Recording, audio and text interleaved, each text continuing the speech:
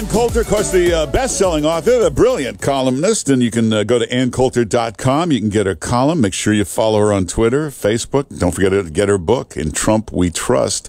Ann Coulter, how you doing? Fantastic. How are you, Mark Simone? Great. Now, like me, do you run into people in the swamp or people that live in the bubble, and they say to you, how can he attack Senator Bob Corker or Senator Flake? These are the most respected men in Washington. They have no idea what America thinks of these two idiots. I'm so happy I count none of those people among my friends. Oh. No, I know. In fact, yesterday was really a fantastic day losing Flake. He is one of my most detested politicians. He's the open borders golden boy. And as I pointed out on Twitter yesterday, of the 14 Republicans who voted for Marco Rubio's amnesty, 14 Republican senators, 5 of them are gone. So we've got 9 to go. And that's a pretty stunning record considering there's more turnover in the House of Lords than there is in the United States Congress. It's very hard to take out an incumbent senator, which is why, footnote, I'm a little worried about this Steve Bannon plan to be primarying every Republican out there. But we'll get back to that. I was just reading an article in the Weekly Standard the day before about the precious open borders golden boy, Jeff Flake. And oh my gosh, this is scheduled for, it's in next week's Weekly Standard. Jeff Flake is everything I hate in a politician. It's like he took a bar bet. Watch, I'm going to get Ann Coulter to really hate me. It's all about open borders, and we need more guest workers and more legal immigration because these slacker Americans won't do the jobs. And, oh, look at the high-tech industry. And he was at some meeting out in Arizona with Steve Wozniak and, all the fancy millionaires and billionaires who, like you, want their cheap labor. Oh, a little. But I'm sorry, we have to care about our fellow Americans and get them working. Well, all right. But see, again, you talk to people in the swamp, they don't realize most of America agrees with you. They can't stand this Flake. They think of him as a terrible bureaucrat.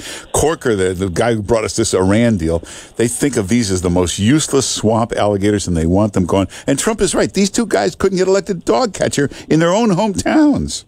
No, that's obviously why Corker and Flake aren't running again. I mean, that's why it's important to keep your eye on the 14 who voted for Marco Rubio's amnesty.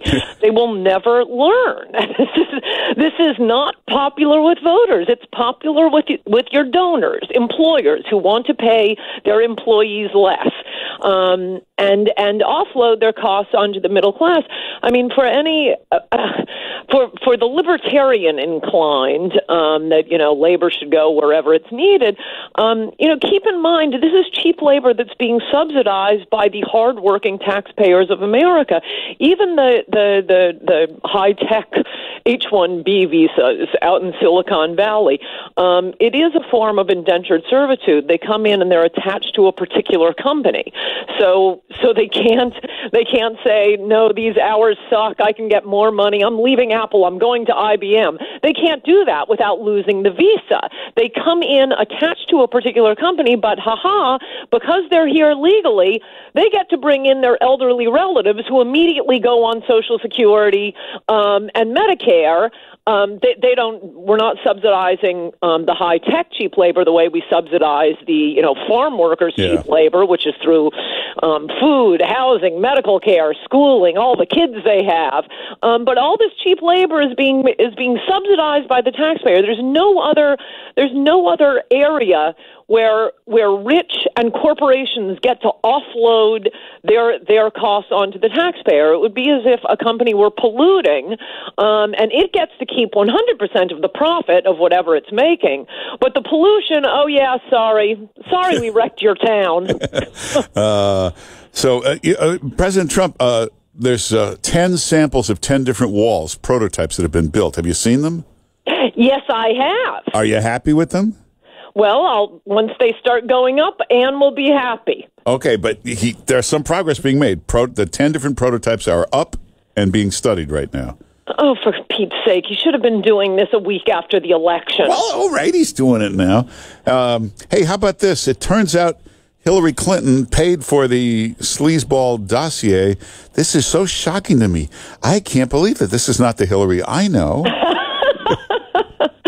Well, I'm glad you brought this up because, on one hand, while it's great, we ought to have daily reminders that the only provable Russian collusion with Americans to affect the election that we have is this Russian dossier, something I've been screaming from the rooftops forever. I feel like we're living in a performance art piece to see if we can get, if Matt Drudge can get an old news story to trend. We have known since the dossier broke back in January that it was originally Fusion GPS, the group that hired this Christopher Steele to put together the crazy dossier, that it began with a Republican opponent of Trump's, and I think we should start taking guesses on which one it was. I think it's probably one of two. And then was paid for by Hillary and the DNC. I mean, I think the only new information we have is the name of the actual lawyer involved in the transaction of getting the DNC and Hillary to pay for it. But I was just checking on Nexus to see if I had gone mad. And no, back in January, it was well known. It was Hillary and the DNC who had paid for this. Yeah. No, this is a joke to see if Drudge can get something to trend. Well, we've known for 9 months.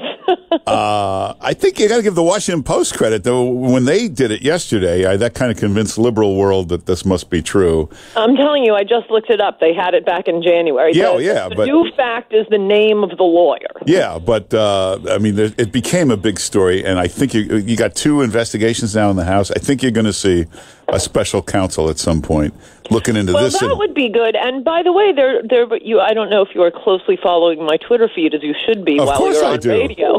but there was some pretty big news out of the Supreme Court yesterday.